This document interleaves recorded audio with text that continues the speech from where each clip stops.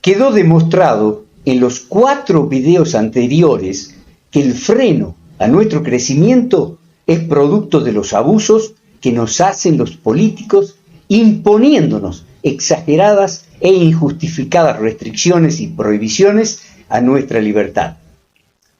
No podemos estar a merced del capricho de los políticos, ni de sus intereses personales, ni de su egoísmo, ni mezquindad, ni paranoia. El movimiento liberal indefectiblemente tiene a la teoría monetaria de Friedman como sistema económico para lograr el bienestar, tanto individual como general. En este 5º video, también basado en la historia, en las clases de 1978-79 de teoría monetaria, dictadas por el doctor Valeriano García en la Facultad de Ciencias Económicas de la Universidad Nacional de Tucumán, y basados también en mi libro La causa de la pobreza. Lo que veremos a continuación es lo que todos debemos saber para desenmascarar las mentiras de los políticos y porque de ella depende si hay más o menos inversiones. La teoría monetaria la denomina demanda por dinero. De ella depende el ahorro y las inversiones. Cuanto mayor es la demanda por dinero, hay más ahorro y, por supuesto, más inversiones.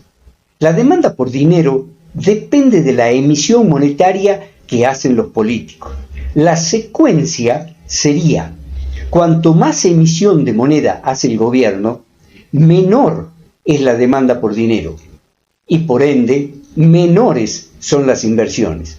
Cuanto más emiten, más disminuye la demanda por dinero y menos inversión hay. ¿Por qué? Porque al emitir moneda, que es lo mismo que decir que aumenta la base monetaria, o sea, P, hay inflación, como vimos en el video número 4. Los políticos aumentan B, o sea, la base monetaria, cuando dan subsidios, por ejemplo, y así aumenta M, o sea, la oferta monetaria, o sea, la cantidad de dinero que hay en la economía. El dinero ya está en manos de los consumidores cuando reciban los subsidios.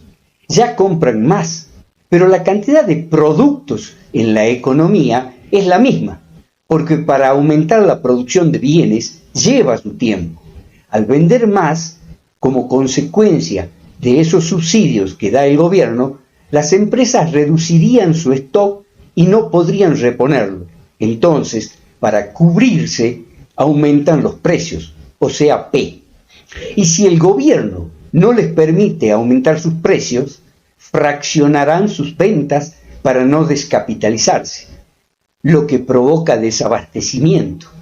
Así piensa cualquiera que tenga un negocio, por más grande o chico que sea. Como la base monetaria, o sea, P, es de toda la economía, entonces esta M también es de toda la economía. Por lo tanto, esta P es de toda la economía. La teoría monetaria lo denomina como el nivel general de precios. No es un índice. En el nivel general de precios entran absolutamente todos los precios de la economía. Pero no se asusten, porque no es necesario calcularlo. Es intuitivo, como lo demuestro a continuación. Ahora veremos qué es y cómo se comporta la demanda por dinero. Es algo mental. Es lo que cada uno de nosotros piensa que debe mantener en efectivo, tanto en el bolsillo como en el banco, a fin de mes, después de haber pagado todos los consumos y deudas. Y esto no es nada más ni nada menos que el ahorro en la moneda local. O sea, que la demanda por dinero es el ahorro en la moneda local. Sería como mi ingreso y consumo C o ahorro. Repito, o sea que A es la demanda por dinero en la moneda local. Y si no hubiera inflación, cualquier persona se comportaría más o menos así. Gana 100, consume 50 y ahorra 50. Individualmente varía mucho, pero así sería el promedio de toda la economía. En cambio, con inflación, su comportamiento sería muy distinto. Gana 100, consume 90 y solo ahorra 10, es decir, mantendría solo 10 en la moneda local, porque gastamos en lo que sea para que nuestro sacrificio se desvalorice lo menos posible. Compramos joyas, terrenos, divisas y cualquier bien improductivo, pero que mantenga su valor. Este ahorro está expresado en pesos de la moneda local. Magistralmente los científicos lo expresaron en algo que no fuera tan volátil. Lo expresaron en la cantidad de bienes que podría comprarse dividiendo la oferta monetaria, o sea M, por el nivel general de precios. Tengamos en cuenta, esa P es el nivel general de precios. Y a este cociente, M sobre P, le llamaron demanda por dinero. O sea que es el ahorro expresado en bienes. Y los resultados coinciden si no hay inflación.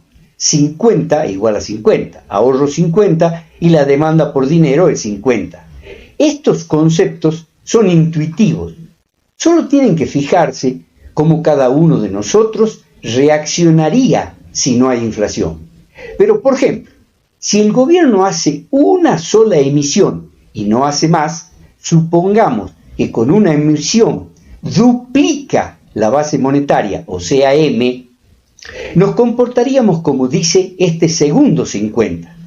Como no hay aumento de la producción, todos los precios de la economía se acomodarían a un nivel superior. Pero al final, la demanda por dinero, o sea, el ahorro, sería el mismo. 50 igual a 50. La demanda por dinero no varía. Pero si el gobierno permanentemente emite, provocaría inflación y nuestro comportamiento sería este otro. De 50 bajaríamos a 10 nuestra demanda por dinero. O sea, que buscaríamos la forma de tener la menor cantidad de moneda nacional en nuestras manos. Esta es la explicación de la magistral equivalencia descubierta por Friedman entre la demanda por dinero observada y la demanda por dinero deseada. Equivalencia entre estos dos conceptos que explica cómo nos comportamos ante la manipulación de la moneda que hacen los políticos. A la teoría monetaria no le interesa el Producto Bruto Interno, el PBI, el PIB, pero sí le interesa la riqueza. ¿Y cómo influye la inflación o la estabilidad en la riqueza? Ahora veremos cuán importante es la moneda nacional y la reserva fraccionaria de los bancos para el crecimiento económico de un país. Sin inflación, este sería el tamaño de la riqueza nacional, formada por la demanda por dinero, o sea, el ahorro expresado en bienes, las grandes empresas, las pequeñas y medianas empresas y los bienes improductivos. En cambio, con inflación, este sería el tamaño de la riqueza nacional, como un 70% menor los bienes improductivos, la demanda por dinero, las grandes empresas y las pequeñas y medianas empresas. Este comportamiento lo podemos ver en cualquier país del mundo. Si este M sobre P, o sea, la demanda por dinero, la pasamos a pesos, veremos que la cantidad de pesos que tienen los bancos para prestar es muy grande, siempre y cuando no hubiera inflación, porque no hacemos gastos superfluos, o sí. Y así nuestros ahorros los depositamos en los bancos por varias razones. Los depositaríamos en los bancos, entre ellas, para que no los roben. Por lo tanto, gracias a las reservas fraccionarias de los bancos, se multiplica multiplica la cantidad de dinero que hay en la economía, o sea, M, sin necesidad de emitir. Esto es lo importante, sin necesidad de emitir, con el resultado de que al abundar un bien, en este caso el dinero, la primera consecuencia es que baja su precio, en este caso la tasa de interés, que es el precio del dinero. Y en segundo lugar, los bancos alargan muchísimo los plazos para la devolución de los préstamos. Los bancos hacen esto, es decir, bajan la tasa de interés y alargan los plazos para la devolución de los préstamos, para poder llegar a la mayor cantidad de personas con sus préstamos. Consecuencia, crece la economía por aumento de las inversiones. Y como dice Friedman en su teoría monetaria, así se logra la verdadera monetización de la economía, y no imprimiendo billetitos, como lo indican equivocadamente las otras teorías económicas. La teoría monetaria y cómo se desarrolla la inflación. Los economistas keynesianos y afines se preguntan por qué algunos productos suben más que otros y se basan en índices de precios para saber cuál es la inflación, pero no entienden por qué para el mismo periodo todos los índices son distintos entre sí, el de alimentos con el de la carne, el mayorista de tal rubro con el minorista de tal otro, etc. La explicación la da la teoría monetaria de Friedman.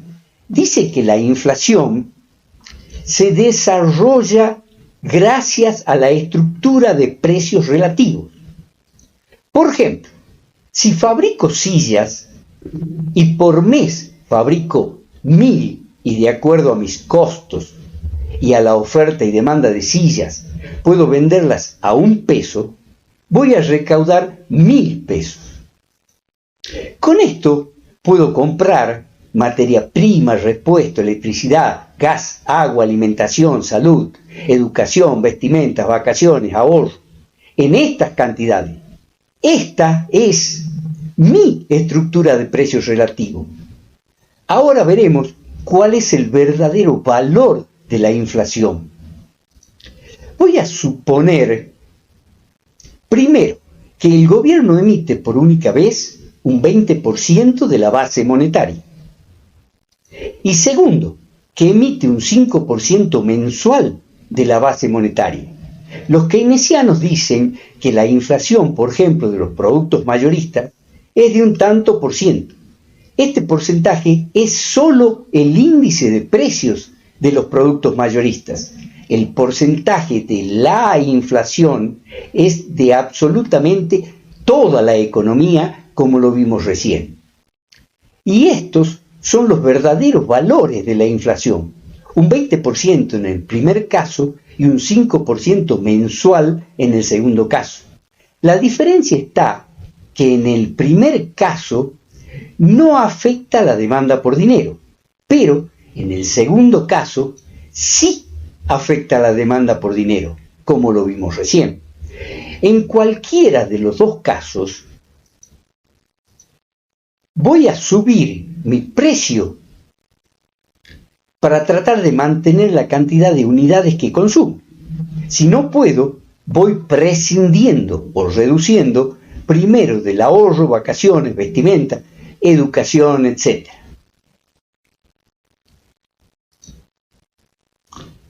Pero, si puedo, de 1 lo llevo a 2, o a 3, o a 5. Y si puedo, lo llevo a 10. Porque como la torta, es decir, la cantidad de dinero que hay en la economía, es cada vez más grande por la emisión monetaria que causa inflación, todos querremos alcanzar una porción más grande antes que los demás.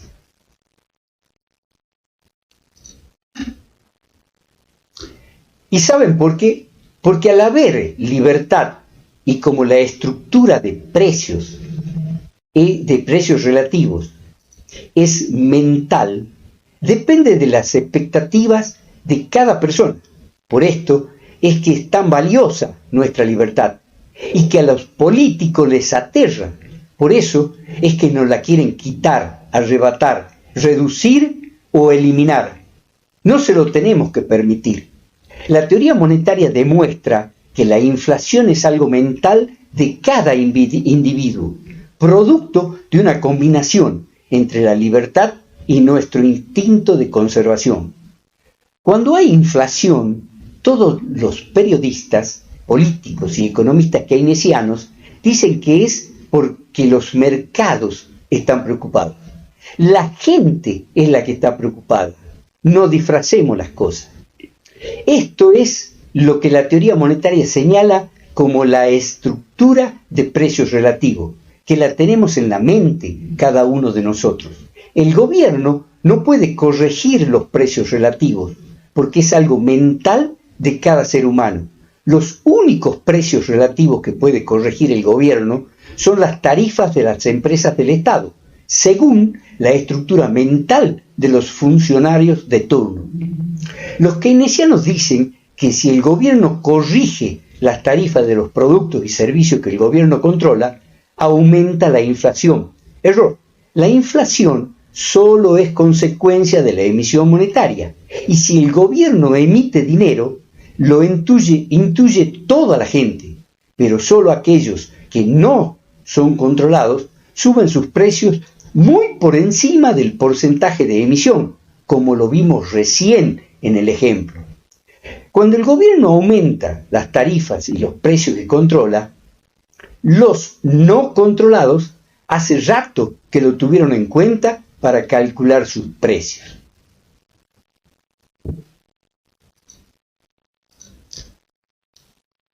Es muy importante saber cómo calculamos las personas o las empresas los precios de nuestros productos o servicios. Los calculamos en función de los costos, de la utilidad, de la inflación y de las expectativas de inflación. Sería más o menos una cosa así. Los precios son una función de los costos, de la utilidad, de la inflación y de las expectativas de la inflación. O sea, que si impedimos que se emita, o sea, fijamos la base monetaria, los precios se calcularían solo por los costos y la utilidad. No tendríamos en cuenta ni la inflación ni las expectativas inflacionarias. O sea que, si no hay inflación, los costos también se reducen. La utilidad empresarial también se reduce, dando como resultado menores precios en todos los productos de la economía, si no hay inflación, por supuesto. Pero es interesante saber cómo y por qué el empresario reduce su utilidad cuando hay estabilidad monetaria. El empresario reduce su utilidad porque si hay estabilidad monetaria, al empresario no le conviene maximizar beneficios. Le conviene maximizar sus ingresos, debido a que la torta, o sea, la cantidad de dinero, es siempre la misma. Buscarán la forma de conseguir una porción más grande. Por ejemplo, podemos bajar los costos de almacenamiento, bajando el stock y reduciendo la utilidad para hacer ofertas, aumentando así la rotación, o sea, las ventas, y así aumentarán los ingresos, sus ingresos. Si hay estabilidad monetaria, nunca se piensa ni en bajar sueldos ni despedir empleados. La otra técnica es el costeo directo o variable. Estas estrategias empresariales se usan en países con estabilidad monetaria y libertad de mercado, como en Estados Unidos, que tampoco hay convenios colectivos de trabajo, ni ley de antigüedad, ni de indemnización por despido. En estas condiciones, para el empresario, no hay nada más valioso en su empresa que un buen empleado.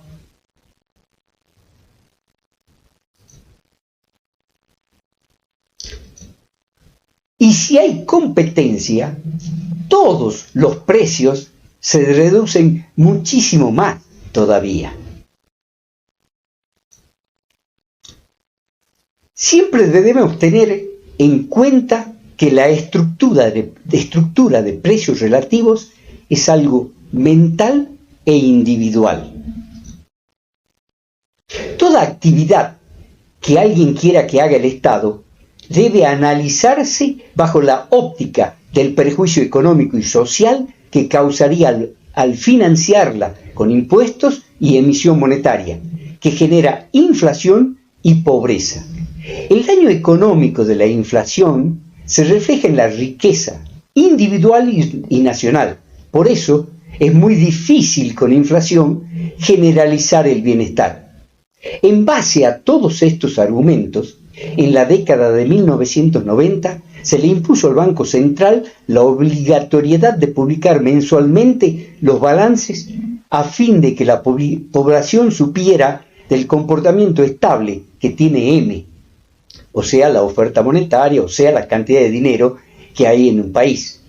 Pero con el error conceptual de que solo emitirían moneda cuando aumentaran las reservas en divisas. Este error llevó al fracaso del mal llamado plan de convertibilidad en la década del 90.